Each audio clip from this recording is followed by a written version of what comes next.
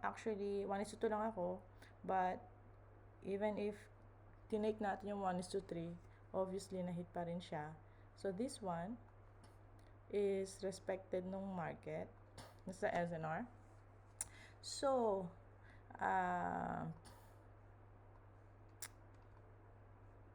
okay. So, reminder lang guys, yung ginagawa natin sa gold ngayon is forward testing. Yung backtest niya is good. So, we're doing the forward test pa. But, yeah, I'm seeing talaga kailangan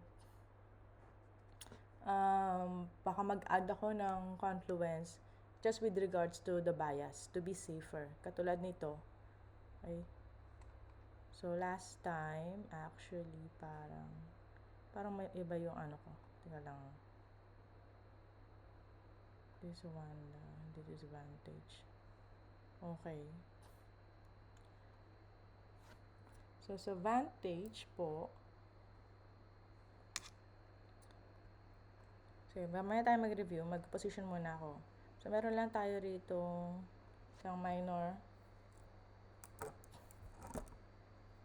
na pwede niya i-retest or i-break. So, pwede kayo rito mag-break even or pwede kayo rito take, I think break even lang. And then the next one is this one. Okay? So, sa 4 hour, lang natin para medyo malinaw-linaw.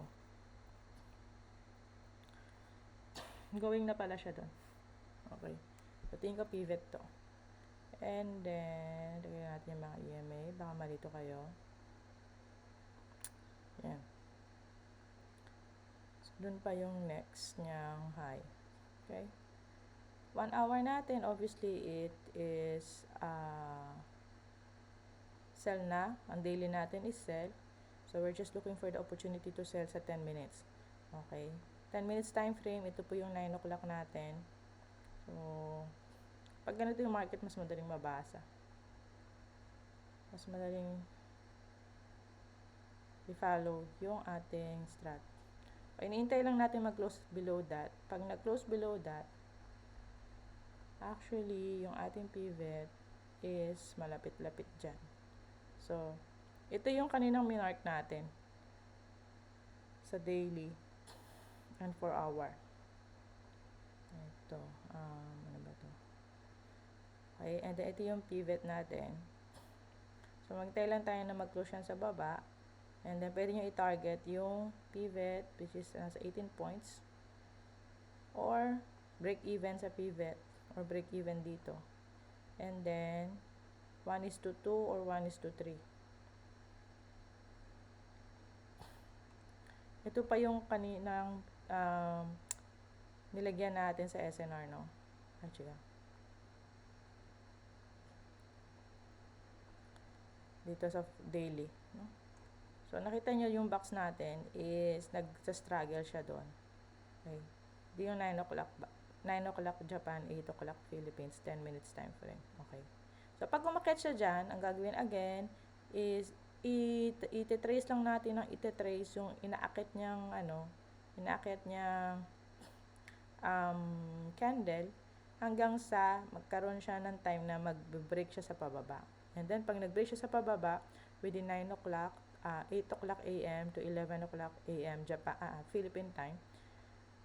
And then, okay yung 1 hour, naka-sell din siya, ready din siya. Then, you can enter a sell kung aakyat man siya. Kasi, syempre, nagpo-pullback ang market eh.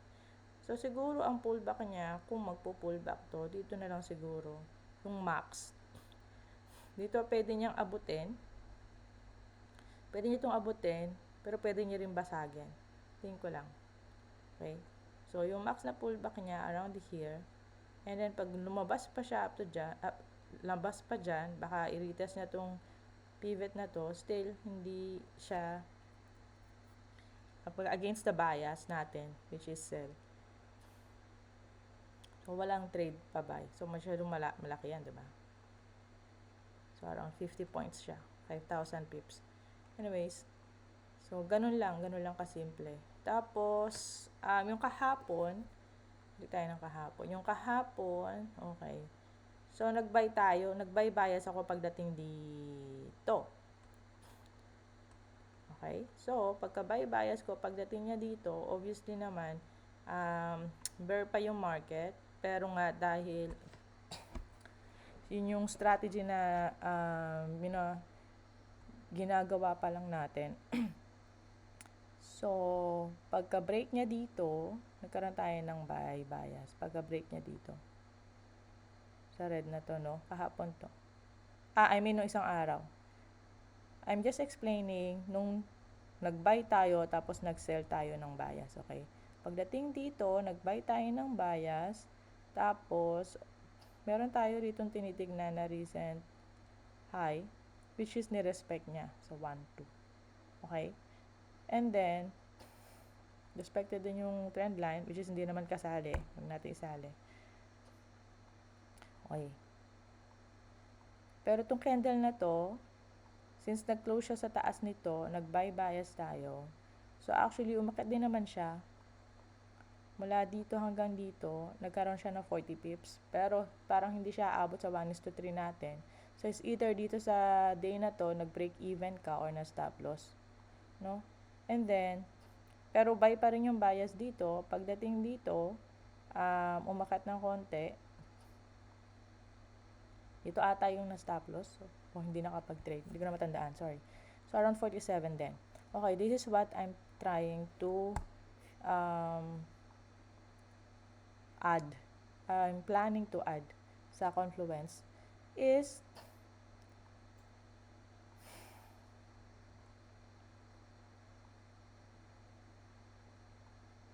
as simple as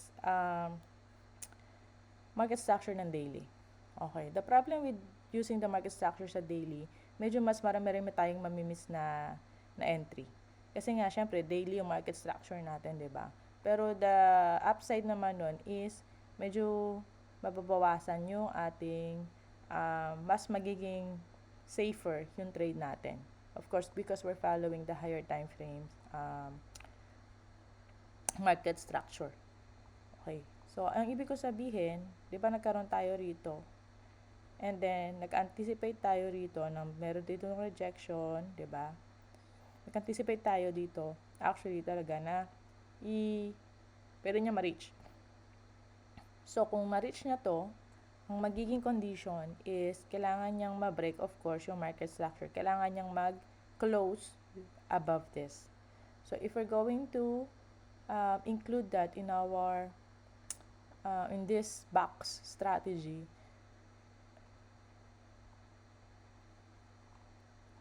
titignan ko pa, babacktest ko pa kung ano yung mas maraming mas higher probability of earning. Kasi nga ang gold, katulad lang nito, example lang, no? So, ang magiging market structure, ang magiging exit niya rito is this one. Okay? So, hindi tayo sabagay, this is na yung high niya kasi. So, pagdating niya dito is nag-buy na siya. Ano pa ako na example? Teka lang.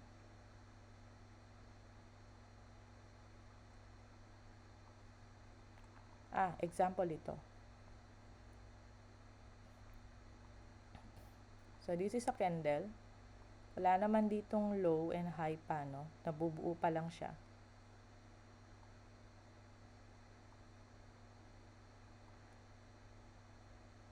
And then, siguro this will be an additional, but it depends kung hindi siya, okay lang na hindi siya lagi mangyari. I'll just check, hindi pa ako sigurado kay. Nag-break siya doon, so sa current na strat natin is mag-iintay pa is magbabay na tayo the next candle, 'di ba?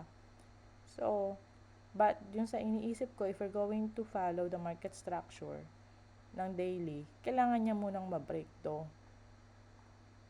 Ito. Kasi ito yung high niya eh. So, parang kung manggagaling ka dito hanggang ma-break niya doon bago ka makapag-buy. So, parang too late na, no? Pero actually, Dito naman, nag-create siya ng panibago. So, ito na lang yung kailangan nyo i-break. Diba? Bago ka makapag-buy. So, in short, dito, is sell ang bias. Dito, is sell pa rin ang bias hanggat hindi na-break to. Okay? And then, hanggat hindi na-break to kasi yun yung new market high niya.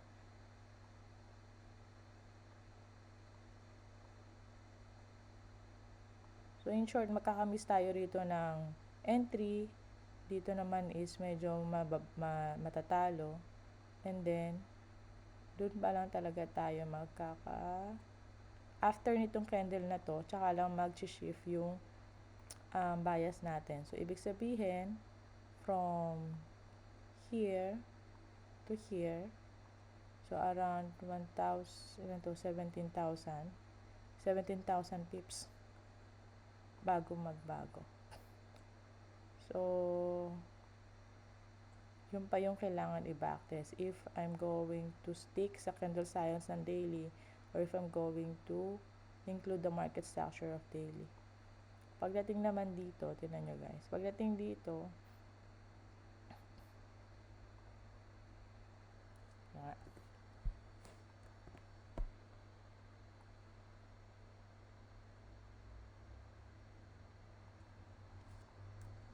okay, hindi pa pala. Dito pa ang buy.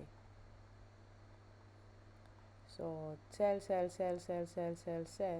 Pagdating dito is, tsaka pa lang tayo magkakaroon. This will be the buy. And after that buy pa rin dyan. Buy pa rin, buy. So, ito na yung kailangan niya i-break bago tayo magkaroon ng sell. Buy, sell. Pagdating dito, saka pa lang nagka-sell. In short, market structure ng daily. So, I'm thinking about that or maybe ibaba ko ng 4 hour. I need to check first. Kung i-include ko yung 4 hour or it will be complicated, more complicated. Ayoko kasi ng complications sa gold. Kasi, yeah, too much headache sa gold. Yun lang. Okay, again, and then, kanina, lagyan ko ng box. Just waiting for a sell bias sa 10 minutes. Break lang ng box ng 10 minutes and then that will be our, so around 20 points, 25 points, break even doon. Or dito, nawala yung aking balik ko yung aking minark dito. This one, 4 hour, and this one.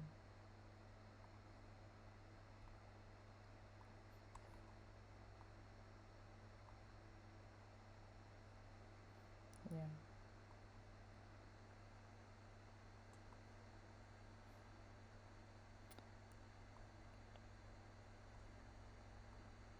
Ito kasi yung concern ko actually, kaya naisip ko yun. What about this? It is an obvious SNR. Right? And this one, this is also an obvious SNR. Well, wala naman naka-break dito. This one is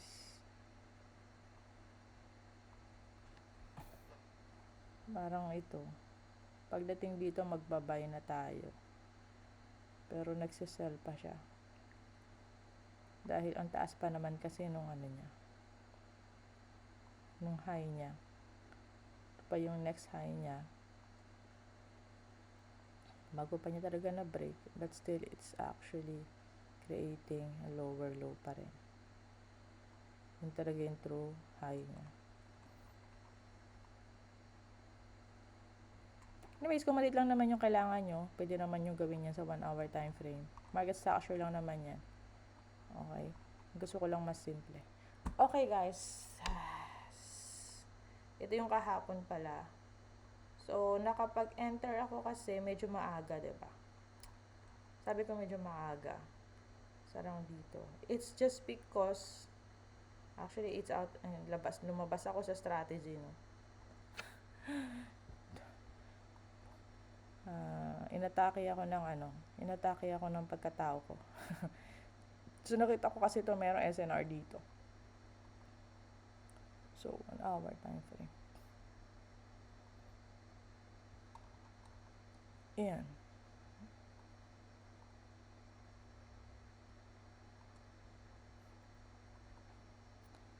So, ang 1 hour niya, from here, bumaba doon. So, umakyat. So, nag-retest siya. Actually, sa totoo lang, nilagyan ko talaga siya ng pivot. Ay, ng Fibonacci. Okay. So, 10 minutes. And then, nakita ko siya kahapon nga. Approaching this area. Okay. Approach siya doon, ni-reject niya, tapos meron pang isa doon. So, inintay ko itong ma-break para meron tayong break of box.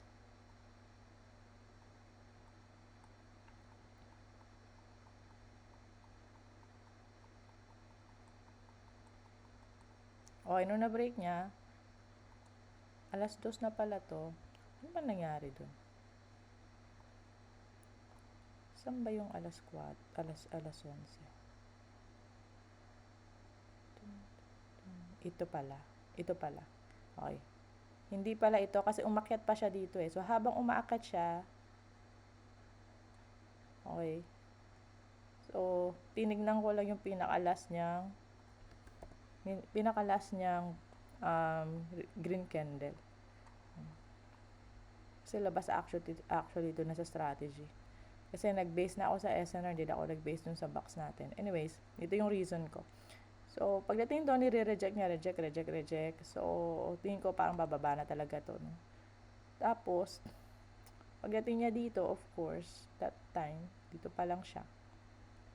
Ito yung pinakahuling candle, na-break niya sa baba, and then, nakita ko tong candle na to, hinintay ko lang na ma-break niya rin to. Nung na-break niya yon, tama, pumasok siya sa 618 ko. Okay? So, binabasa ko na lang yung candle out of strategy to. So, telling you the reason. Okay. Pero at least, nasa loob pa rin ako ng time ko. The trade window. Napaka-importante kasi ng trade window ng gold. Okay. So, dyan ako nag-enter ng sell. Okay?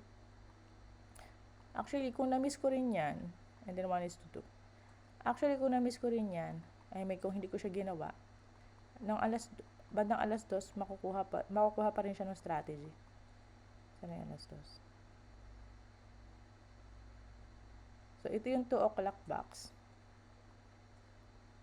Agree na natin to. So, disregarding yung ginawa ko. Kung gagawin niyo yung strategy, this is a 2 o'clock box. 2 o'clock box.